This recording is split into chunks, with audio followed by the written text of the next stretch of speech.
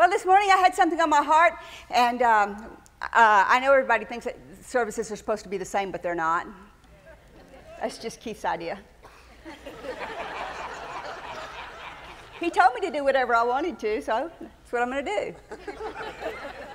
So y'all want to go home? Oh. So, no, it's good to be in church. I love God. Do y'all love God? God is the most valuable thing that we have, you know. I mean, without Him, we don't have our next breath. And I wanted to talk about some of those things. I wanted to talk about our honoring Him and how we do that. And I think you all know this verse. For them that honor me, I will honor. But I want to talk to you about it from a little bit different aspect. Not just about us honoring Him, but when we do it, then He is able to honor us. When we do honor Him, then it gives Him an open door and a channel to be able to honor us. And you know, that's His greatest joy, is to be able to do things for us. He loves doing things for us. And, you know, in all the years that we've been serving Him, it's like you wake up every day and you see the new things He's doing for you, and the new things He's provided for you, and the new things. It's like you can't keep up with Him. I think that's been the greatest thing for Keith and I, is every day we wake up and it's like something new we're supposed to do, and how do we keep up? And do we have enough people to do it? And do we have enough money to do it? And do we have enough things to do it? It's like, okay, God, how fast do we run today? And that's, you know, that's an honoring thing, because He trusts you to be able to do these things. And that's what He wants to do with all of us. He wants to be able to do these things with us. So if you would look with me at Isaiah 29, verse 13 in the King James.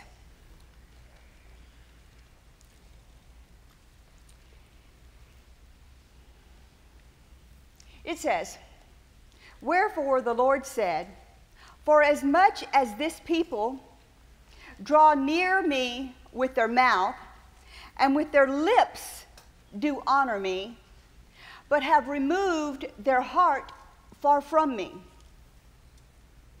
and their fear toward me is taught by the precept of men."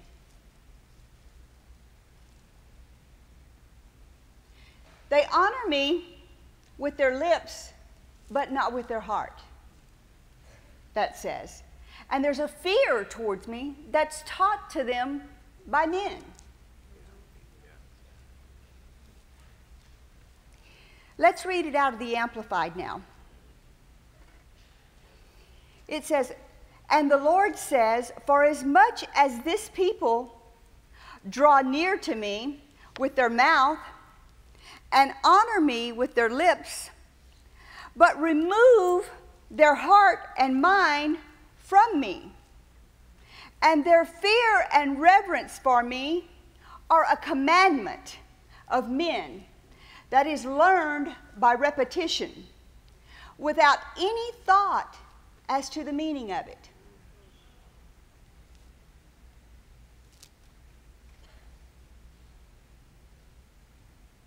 I was thinking about myself as I was reading this, and I thought, you know, even Friday night when I came in here, y'all like to hear stories about me, don't you? Me tattling on me. I came in Friday night, you know, and I hadn't been here for a little bit, and it's not a good thing sometimes, you know, but it's part of my job to make sure that everything runs properly. You know, that's part of my job. And when I walked in, I saw this, and I saw this, and I saw this, and I saw this. And then I walked out here, and I saw several things. And instead of me, by the time I got out here, of course, praise and worship was already going. And instead of me shutting all that off and getting into praise and worship, I started telling Dave all the things that were wrong. And not only did I interrupt my own praise and worship, but I interrupted him praise and worshiping. Now, I don't know about you, but most people don't spend an enormous amount of time at home praising and worshiping God. I mean, it's not like they set aside 15 minutes every day and turn on their music and lift their hands and start praising and worshiping God. It would be awesome if they did. It would be a grand and glorious thing if every person woke up every morning and had their Faith Life Church soundtrack, and they turned it on and they just spent their time in the morning, and that's the way they started their day, praising and worshiping God. But you know they don't. They get up and they kick their toys and they kick their this and they turn their coffee pot on and, you know, they go about their day. So the 15 minutes that we all do have praising, worshiping God, our minds are going boing, boing, boing, boing, boing, boing, boing, boing, boing, boing, boing, boing. And probably we actually get maybe what? 30 seconds of actual time that something else isn't going through our minds, that we're worshiping the Lord. And isn't that sad? For all the things that He's done for us, for all the things that He's given us, for all the ways that He helps us, for everything that He provides for us. He says, worship me with your heart for just a few minutes. And even during that time, we can't keep our minds on Him. Susan, how long does praise and worship usually last? 15 minutes or so. For 15 minutes a week. Now is it just me, or don't you find that sad? Yes. I mean, the devil is there to say, what you going to have for dinner? What's the kids doing? How are we going to pay this? Where are we going to go next week? What are we going to do? I mean, does he do that to your mind, or is it just me? I'm that carnal, right? I mean, and it's a challenge sometimes to take your mind and grab hold to it and make your mind shut down for 15 minutes just to worship Him. But I think He deserves it. And I think we need to figure out that we've got to fight that battle and find the way to spend the time worshiping Him and honoring Him so that He can honor us. And I think it's the devil's game. I think it's what he's planned to do, to keep us from honoring the Lord in any way so that He can keep Him from honoring us. It's His way. It's what He does. He'll put anything He can in our path to keep us from honoring God. And that's what He does, because He knows if we honor God, God keeps His word to honor us. So He puts thoughts, and He puts feelings, and He puts eye problems, or He puts this, or He puts that, to stop us from being able to focus on the Lord. Don't you wish you could just sometimes get those mule blinders that they put on horses, and that you couldn't see anything except for straight ahead, and you could just see the Lord during that 15 minutes or whatever it was, and it could just shut off everything else in your mind? Like just the Holy Ghost would just take control of you for that 15 minutes and make you praise Him. Well, He ain't. He gave us a free will because He wanted us to do it out of our own free will. He wanted us to choose to shut everything else off and do it because we honor Him. He wanted us to choose to make the choice that we love Him more than we love anything else that's going on. More than we love the thought of what we're going to do about paying that bill, or what we're going to do about that pain in our body, or what we're going to do about the troubles in our marriage, or what we're going to do about the problems that our kids stole this and we got to get them out of jail, or they're doing drugs, or whatever the situation is. He wants us to shut all that off and just worship Him. Amen. And 15 minutes a week sometimes isn't too much to ask. But the devil knows that if you do it and you honor God, He's going to keep His word and honor you. So He has a plan to make you think about everything else. So you've got to immediately, every time that starts in your mind and you're worshiping the Lord, whether it's at home or here or wherever it is, you've got to do what the Word says and cast down those thoughts and bring them into captivity and begin to worship the Lord again and begin to praise Him again. And keep your mind, it doesn't matter. There's one man, I'm telling you what, that has powers of focus and concentration like you would not believe. It's my husband. There can be a service and things can be going on. I don't care what's going on, and he's speaking, and you can be having somebody that's painting their fingernails right here on the front row, and somebody else that's clipping theirs right here, and somebody else that's reading something here, and somebody else that's slithering on the floor here, and somebody else that's got a baby that's, they're doing something here. Makes him not one bit of difference. He's going to focus on what he's doing. And when it comes to God, if we're reading our chapter, we're focused on the Word. I'm telling you what, I am so thankful that by him and Brother Hagin, I have been trained that way. When we're reading our Bibles, it doesn't matter if somebody knocks at the door. It doesn't matter if a phone rings. It doesn't matter if somebody is trying to get our attention. It doesn't matter if the dog jumps up and licks your face. You ignore it. Because God is first. Amen. And the respect of the Word is first. Amen. And God and His things are first. And His Word and Him matters. And it's an honor for the things of God. But what about when you read your chapter? What all's going on when you read your chapter? Do you take the time to set aside everything else that's going on and turn off your phone and turn off the TV and turn off the this? How long does it take?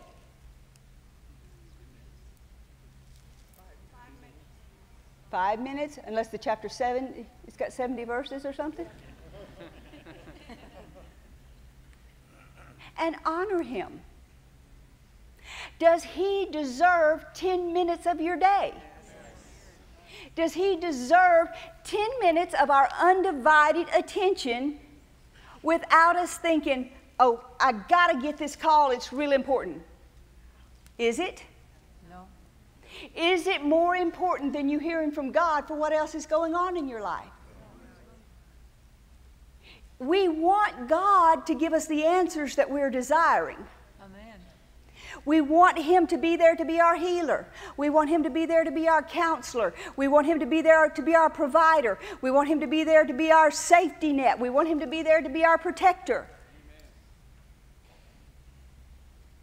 But we can't give Him 10 minutes to honor Him undivided. How are we actually honoring Him then? How do we actually show our honor for Him? What are ways that we're actually honoring Him? We just say, I honor you, Lord. That means we're doing it with our lips and not with our heart. We have to do natural things that puts actions to our words.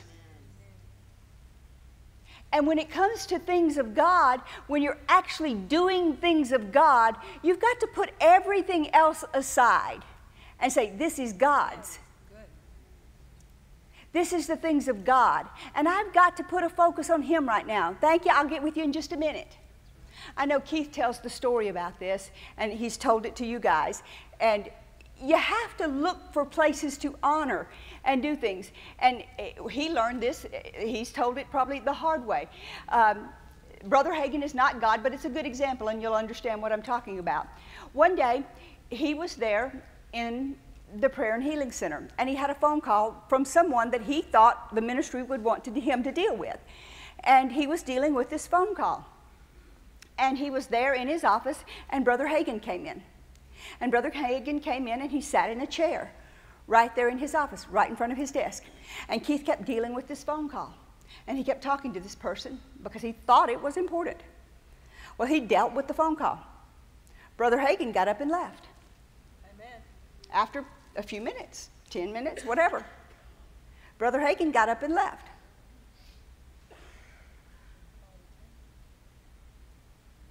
Was that honoring Brother Hagin? No. We've lost the sense of honor in our society. We've lost the sense of who gets honor and who doesn't get honor.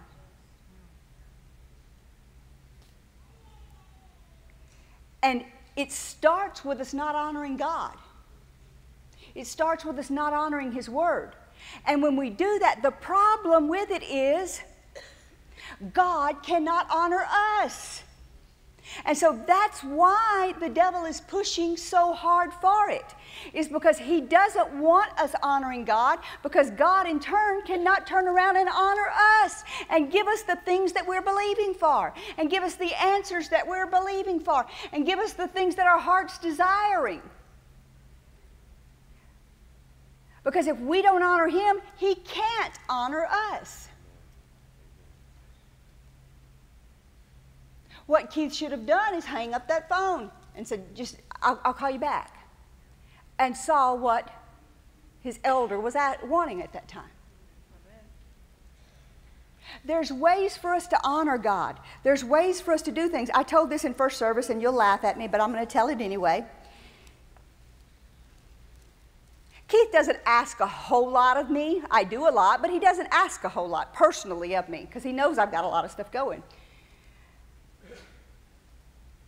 But he asked me to do this. He said, Phil, he said, how about you cutting back on that work thing again? We're on that work thing again. How about you cutting back to like maybe from 7 in the morning till 7 or 8 at night, and then you just cut it off? And you don't be, on your computer, and you don't be on the phone, and you don't be emailing, and you don't be texting, and you just cut it off for a little bit, In other words, and spend some time with me just a little bit.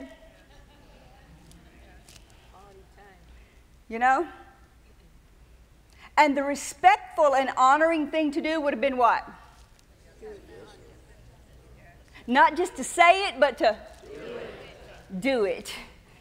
That would have been the thing to do, right? Yeah. But you've never missed it either, right? So a few days go by, and we got busy, and I got behind on some emails, and I got so far behind that Karen sent hers 3 times thinking I didn't get them, I think. Right? Yeah. She loves me when I do that. But anyway, I'm laying in my bed at 11:30 at night. Guess what I'm doing? Emailing. Answering emails. And he says, hey, Phil. I said, what? You know what time it is? I'm like, no. It's 11:30. I'm like, oh, wow. He's like, what you doing? I'm slow sometimes. He's like, I thought we talked about that. Oh, yeah, okay, yeah, got it. Okay? But you're not that slow, right? Right? You'd have caught on way ahead of me, right? Got it the first time. Well, there's somebody else that didn't catch on quite that quick. Let's look at him just a minute.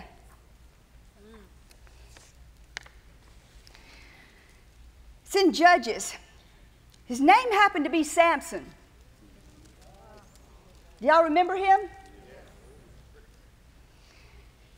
Number one, he wasn't supposed to be with these Philistine women. He was supposed to be honoring God by not doing one thing. Right? God gave him an ability to do certain things, By not doing one thing, he could keep that ability, right? Anybody know what it was? Not cutting that hair off. So he got with this woman, and let's see what verse it is here. In verse 4, 16:4. Sometime, this is the Message Bible. It puts it plain, speaks it kind of fun. Sometime later, he fell in love with a woman in the valley of Sorek. Her name was Delilah. The Philistine tyrants approached her and said, "Seduce him. Discover what's behind his great strength and how we can tie him up and humble him. Each man's company will give you 100 shekels of silver." So Delilah said to Samson, "Tell me, dear, the secret of your great strength and how you can be tied up and humbled." Samson told her, "If they were to tie me up with 7 bowstrings, the kind made from fresh animal tendons, not dried out, then I would become weak and just like anyone else." Why would he tell her that? Why would he even play games with her?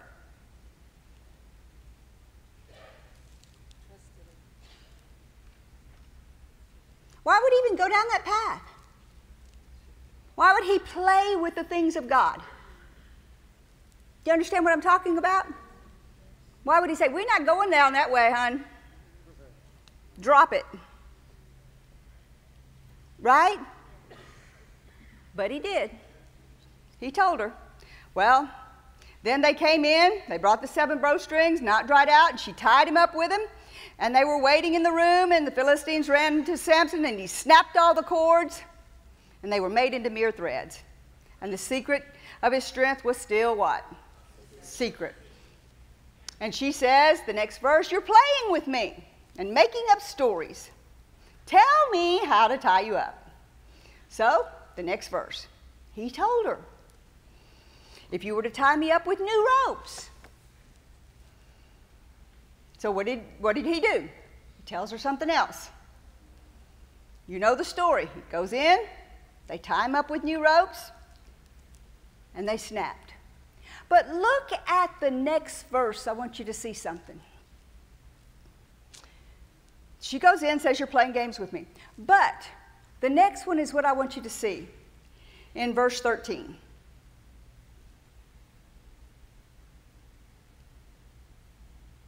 He begins to dabble a little bit too close. Why, when somebody has already lied to you twice, not only do you tell them something else, but you tell them something about the area that's the issue. He starts talking about his hair now. Yeah. He brings up his hair. And he says, "Tell me how you can be tied up." And he said to her, "If you'll weave the 7 braids of my hair into fabric." Why is he even talking about his hair when he knows the danger? Why do we play games with God? Why do we say things with our lips and promise God, make promises to him about things, and turn and do what we know is wrong? How is that honoring to him?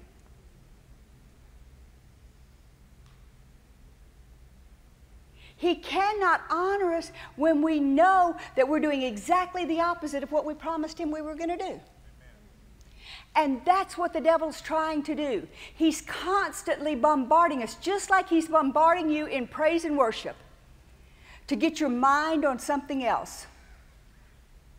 And that's why I use that illustration. Just exactly the same way, when you're standing here trying to praise and worship him, your mind's going on eating. Your mind's going on what you're going to do next week. Your mind's going on this. Your mind's going on that. Well, it's the same way with other areas of your life. Here comes the devil. Do this. It's not going to be a big deal. Eat this. Has he ever told you, if you were trying to go on a diet, if you eat that, it's not going to matter? You can eat that pie. It's not going to matter. Huh? Eat that cake, it doesn't matter. Then immediately after you eat it, what do you feel? Guilty. Immediately. He's always telling you it doesn't matter. But immediately after you do it, what does it do? You're guilty. Why does he do that? Because he doesn't want God to have a chance to be able to honor you in your word. Because what did you do? You put your word on it. I'm not going to eat that. And so the devil is right there to take it away from you. He wants to steal your words from your mouth. He wants to steal things in your honor to God. He's not doing it just to make you feel bad. It's because you put your word on it, and it is your honor and your promise to God. I'm not going to do this. I'm not going to do that. Amen. So he's trying to steal from you to keep your honor from God to coming back to you. That's why you can't lose the weight, because you didn't keep the word, not because you ate the pie, but it was your words working against you, so God couldn't come back and honor you on it. And he's trying to. He's trying to give you all the honor he can. But when we make promises and we don't keep them, then he himself can't honor us in it. We say we're going to do things and we don't do them, then he can't honor us because we didn't do what we said we were going to do. So then what happens to him? He goes on and he says, put the fabric in. Well, what happened? Here comes the guys again. You know the story. He knew good and well she was going to do it. And what happens the next night? Nobody knows the story. The very next night, she says, verse 15, "How can you say I love you when you won't even trust me?" Now, does that sound like the devil or what? Yes. How can you say you love me when you won't even trust me? Sounds just like the devil. Said, 3 times now you've toyed with me like a cat and a mouse, refusing to tell me the secret of your great strength. And said, she kept it all day after day, nagging and tormenting him. And finally he was fed up with it and he couldn't take it another minute.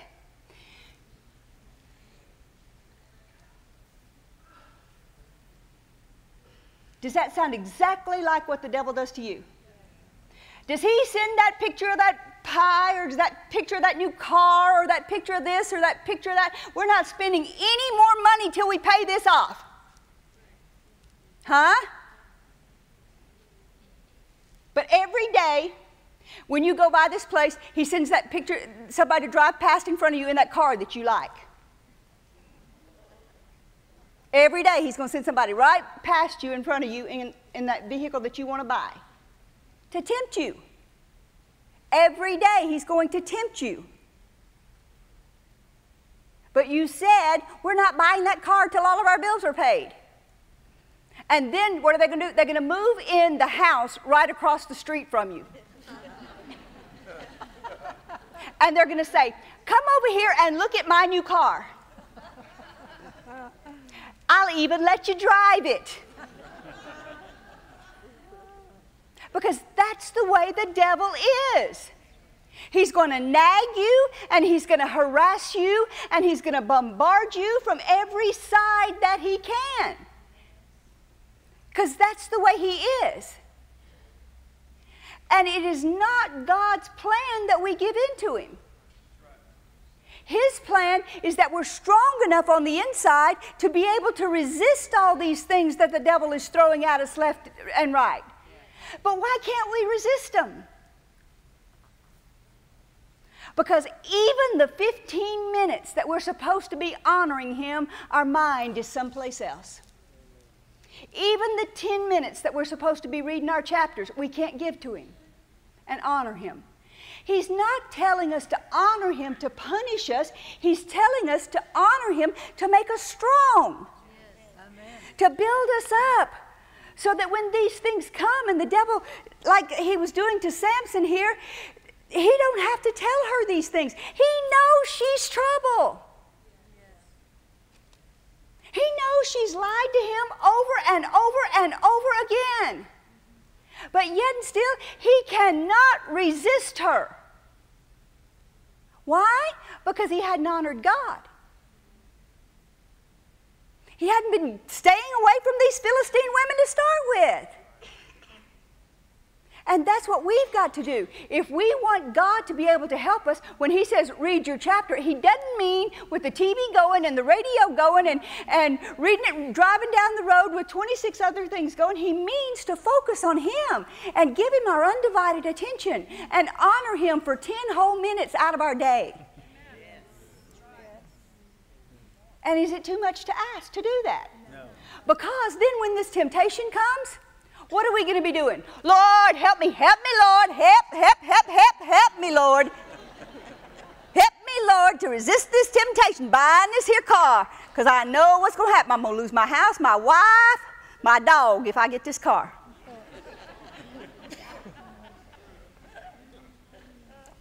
That's what's going to happen. We're going to be crying out to him. And we're going to want him to give us the strength on the inside to do it. And he will. He wants to honor us. He's looking for every avenue that he can get in. Every little creek, every little slot that he can. But he says, if you honor me, I can honor you. But if you ignore everything I tell you, how can I honor you? If you do everything everybody else is doing, how can I honor you?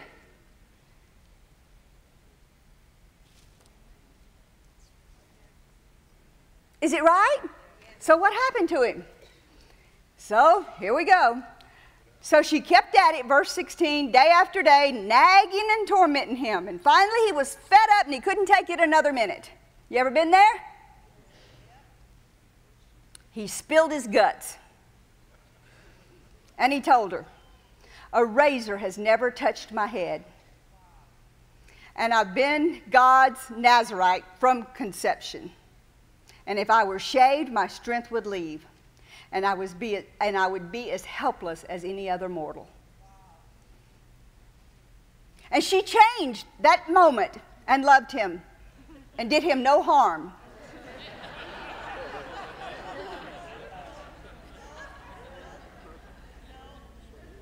No. No. And the devil's not going to change either, because he cares about you. He's going to take you down because we all know, Keith read the verse Friday night if you were here, and I told him, I said, you reading my verse? Because when lust has conceived, it brings forth sin. And when sin is finished, it brings forth death. What happened to him? He died.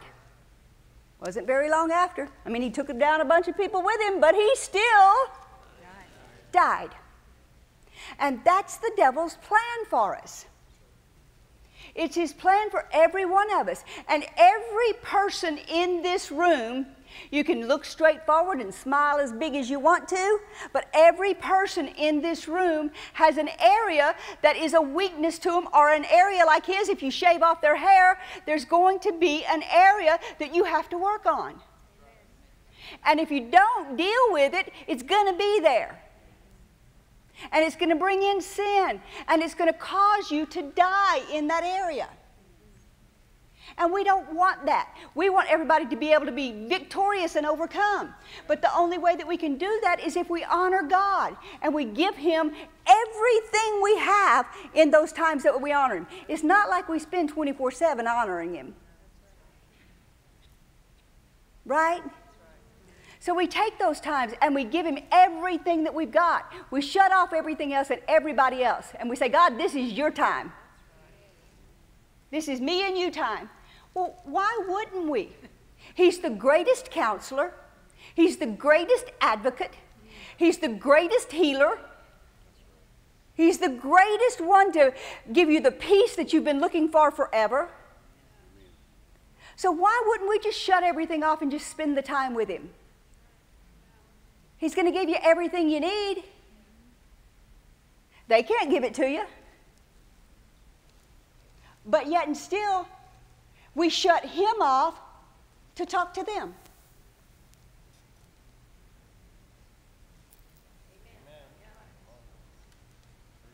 Because their phone call or their text or the news is more important than Him. And everybody's done it. And I'm not throwing stones, but we want to honor Him so that we can get the things that we're believing for. There's a way, there's a path to get them. And we need to get them. Can you say amen? Amen. I know a friend of mine. She's a pretty good friend. The devil just harassed her and tormented her and harassed her. And she finally had an affair with this guy. And he wasn't a Christian. I mean, he pressed her, and it, just like what this happened with Delilah.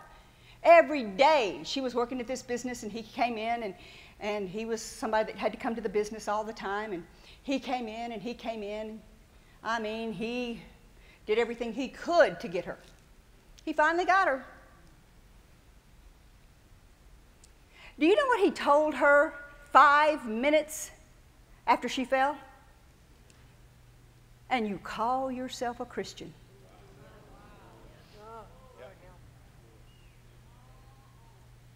Now, doesn't that just sound just exactly like the devil? And that's what he does to everybody. He is just looking for you to fall. He don't care that you fall. It's his joy for us to fall because it just gets us out of his way. And that's just the opposite of what God wants for us.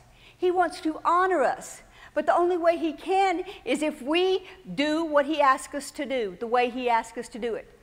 When he says, praise me, well, glory to God, we shut everything off and we praise him. Our minds are totally and completely on him. We're not just doing lip service because everybody around us is doing it.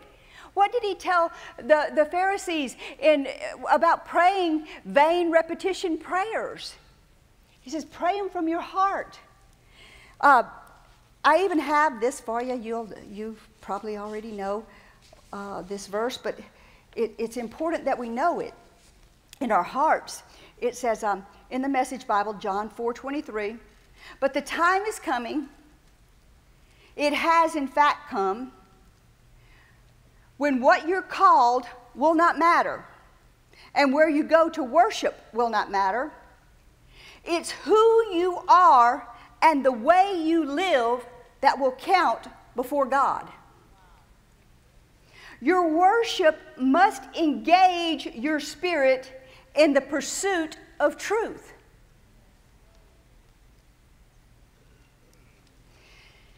That's the kind of people the Father is looking out.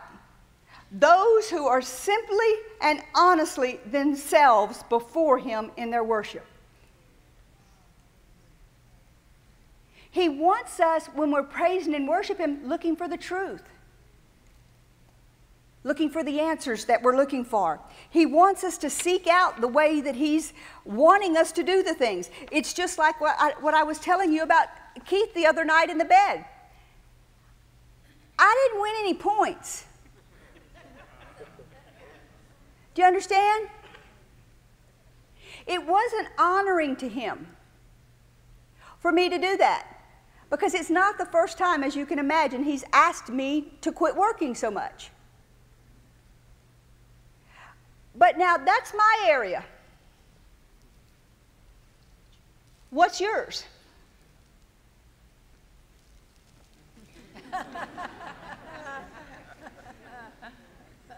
Huh? I'm waiting. I spilled my guts.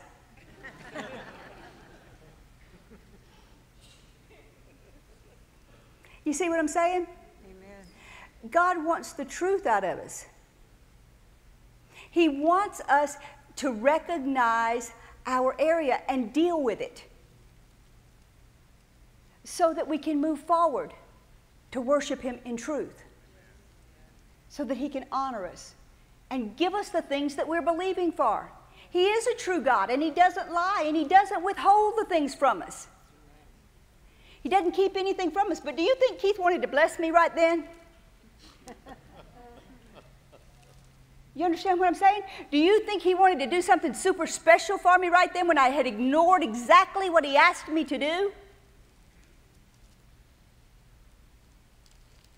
I mean, and he's loving and he's patient, but I had totally ignored what he asked me to do.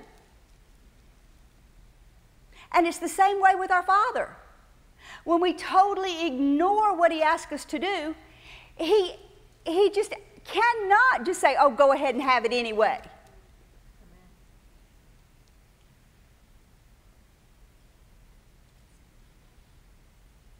When we honor him by doing what he asks us to do, he will honor us. Let's go on for just a minute, and I think you'll like this next part. Psalms 50 in the Message Bible. I'm reading a lot out of the Message today. Verse 1, and I'm just going to read you a little bit, but I think you'll understand why. The God of angels, the God of gods, it's God, speaks out. He shouts. Earth welcomes the sun in the east and farewells and the disappearing of the sun in the west. From the dazzle of Zion, God blazes into view. Our God makes his entrance. He's not shy in his coming. Starburst of fireworks precede him. He summons heaven and earth as a jury. He's taking his people to court. Round up my saints who swore on the Bible their loyalty to me. The whole cosmos attests to the fairness of this court. And their God is judge. Are you listening, dear people? I'm getting ready to speak. Israel, I'm about to bring you to trial. This is God, your God, speaking to you. I don't find fault in your acts of worship, the frequent burning of sacrifices you offer. But why should I want your blue ribbon bull or more and more goats from your herds? Every creature in the forest is mine, the wild animals on all the mountains. I know every mountain bird by name. The scampering field mice are called my friends. If I get hungry, do you think I'll tell you? All creation and its bounty are mine. Do you think I feast on venison or drink draughts of goat's blood? What is he saying? He's saying he doesn't need your $50 we put in the offering. He doesn't necessarily need our $100. He doesn't necessarily need our gifts that we bring all the time. We're supposed to do them, but what he's saying is he wants our hearts. Amen. He wants our praise. He wants us. He can get all the goats and lambs he wants. They belong to him. He can drink all the goat's blood he needs. Yeah. But this is what he wants, the next verse. Spread for me a banquet of praise. Serve high God a feast of kept promises. And call for help when you're in trouble, and I'll help you. And you'll honor me. Do you know what honors God? Him being able to honor you. That honors God. If he can honor you, he's honored. What parent is not honored when their child is honored? Parents in here, if your child is honored, are you honored? Yes. Well, do you not think our Father, our great Father, is not honored when we're honored? He's greatly honored. It's the joy of his life to honor us. But we have to keep the promises that we make to him. We have to keep the promises that we've said we're going to do. I love you, Lord, and I'm going to do this, and I'm going to do that. I love you, Lord. You're the most important thing to me. I'm going to serve you with all my heart. I'm going to do. Is it just lip service, or is it something that we've committed to him to do? He doesn't like just words. He wants us to keep our promises to him and to be in the place that we are supposed to be, doing what we're supposed to be doing for him. He doesn't ask a whole lot of us, but when we say, okay, we're going to read our chapter every day, we read our chapter every day. Or if we say we're going to come in here and praise when church is praising, then we're actually praising. We're not thinking about what we're going to do next week. That's right. He's not a hard God, and He's not trying to keep anything from us. He's looking for ways to get it to us. Amen. That's what He's doing. It said, we'll skip down to, well, let's just keep reading. We'll read to the end. Next, God calls upon the wicked. What are you up to? Quoting my laws and talking like you're my good friends. You never answer the door when I call. You treat my words like garbage. If you find a thief, you make him your buddy. Adulterers are your friends of choice. Your mouths drool with filth. Lying is a serious art form with you. You stab your brother in the back and rip off your little sister. I keep a quiet patience while you did these things. I kept a quiet patience while you did these things. You thought I went along with them, with your game, and I'm calling you on the carpet now. Now lay down your wickedness out in plain sight. Time's up for playing fast and loose with me. I'm ready to pass sentence, and there's no help in sight. The next verse. It's the praising life that honors me. As soon as you set your foot on the way, I will show you my salvation. Hallelujah. Now, I just know in my heart that there's been people that have been crying out to God in the nighttime and in the daytime. God, help me. God, help me. I can't take this anymore. God, help me. Show me what to do. God, show me what to do. And that is what He is saying to us. He's saying, do what you promised. Amen. Keep your word to me, and I can keep my word to you. He wants to be able to do it. But there's certain requirements that we have to do. We can't just live and be whoever we want to be. I told this first service, Keith said it way back in the 80s, and he didn't remember saying it. But I found it in my old Bible as I was going through some things the other day. And it went right along with this. He said, holiness brings confidence. Amen. Confidence brings power. Amen. Now, I know there's a lot of talking about a lot of different things, but what you have to do is you have to check your heart. And when you do something that you know in your heart is not right, how much confidence do you have? How much confidence do you have to believe for that bill to be paid right after you messed up with something? Now, you can believe lots of different things, but truly look at your heart. Ask yourself that question. You just stole $50 from the petty cash drawer at work. Okay? And you have a $1,000 bill due.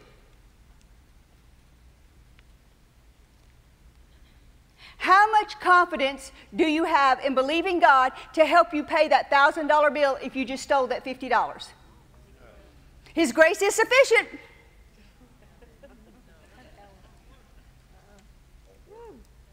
Right? No, it's your heart that you have to look for this confidence. To stand firm and believe Him. It's your heart that you have to look for to be able to be bold in front of the devil and say, get thee behind me, Satan. Amen. My Father supplies all my needs according to His riches and glory. It's your heart that you have to look to say, my Father loves me and He'll take care of me and supply all my needs according to His riches. And if you can't look to your own heart, then you can't have any confidence. That's true. So that means we can't just go out and be like Samson and do whatever we want to do, no matter how much pressure the devil is putting on us to do. We have to do what God's called us to do and give Him the honor that we know is due Him. And if we do that, then he'll be able to be standing with us when any temptation or trial comes and holding us up to where we don't take the $50 out of the petty cash drawer. So that when that bill comes, we say, devil, I gave my tithes, I sowed my offerings, my money's on the way. You get out of here, you don't have any place. That's right. Amen. And you can stand firm and believe him for it because you know God is with you. God is looking for ways to get things to us. He's not holding them out from us. But we just kid ourselves and we play games with ourselves if we think that we can do whatever we want to do and it doesn't matter. If that was the case, then the whole world would be getting everything that they wanted. But there's supposed to be a difference between the church and the world. But that's why the church is not getting the results that it's supposed to get. Because it's not doing any different on a lot of things than what the world's doing. I like seeing different results. How about you? Amen. I think we should see different results. I think when we say something, it should happen. I think we should be able to use our words and say, body, just like Dave did just a few minutes ago, healed. Amen. Why can you have the confidence to do something like that? Because your words are important to you. You're not throwing them around and lying every other breath and saying things you shouldn't say every other breath. Amen. What we've come to is a society of people that don't trust their self anymore. They don't like their self anymore. It's not just that they don't like God anymore. That's passed away a long time ago. Because they've decided that God is too high to attain to. So now they've even come to a point to where they don't like their self anymore and don't trust themselves anymore. But you know what? We are greater than that, guys. Amen. Because we have the greater one living on the inside of us. We have the greater one that helps us through everything that we need. And all we need do, it's really, really simple, is look to him again. Amen. Take the time to take 5 minutes when you're reading your Bible and shut everything off. Honor him enough to just, when you do that, you're going to find out real quickly that it makes a difference because you're actually honoring him. And you're going to see that day he's going to honor you. Amen. And when you're here doing your praise and worship or any other time, take 5 minutes and honor him and shut everything else off and honor him. And he's going to honor you. And you're going to start finding out, man, I'm lifting my head just a little bit higher. My heart feels a little clearer. You should be able to stand before the Lord and everybody with your heart just wide open. And him see it. But what's happened is people have lost confidence in themselves. They can't say anything because they don't trust their own words anymore. They can't say to this mountain, be thou removed. Because they just told lie to 26 different people along the way in the day. You shouldn't be just kicking yourself in the head and then in the tail. It's because we've not taken the time to honor God. So the devil is just right there to just dishonor us. It's an easy fix, guys. Easy, easy, easy fix. When you put your hand on this Bible, you do nothing else but put your hand on this Bible. And you honor it for the value that it is and the person behind it. When you put your hands up in the air to praise him, you focus on him and you honor him. And we're going to start seeing lives change in here. We're going to start seeing people change in here. The devil has hoodwinked us and he's lied to us. And he's taken all of our honor away from our own selves. People do not honor their own selves anymore. They dishonor their own bodies. They dishonor their own selves. They think they're valueless anymore. And they're not. It's a lie of the devil. God wants to honor you and show you how valuable you are. You are so valuable and precious to Him. And it's the devil's greatest joy to devalue you and de-honor you. But in order for us to get the honor that's due us, when you open this book, it's the most valuable thing you have. When you're listening to the Word or to a minister, you don't do this and do that and do this and do that. You focus on it. That's the greatest thing I've always loved about the Copelands. Have you ever noticed them? When they're, I don't care who's up there. I don't care how much maturity they have. I don't care if they're just reading a scripture. They're going to be doing this. Amen. And they're going to be honoring the word that they're reading. Well, where are they today? Is God honoring them? Amen. How many people are they ministering to around the globe? How many people's lives are they changing? Huh? Millions and millions and millions. That can happen for you, but it has to start with you. You have to value. I know I teach the youth, or I did. When we get the Bible out and we're quoting the Word, nobody else is talking. The Word is talking. Amen. It's the most valuable thing that we have. That's God talking to us. And we shut up when God's talking. Amen.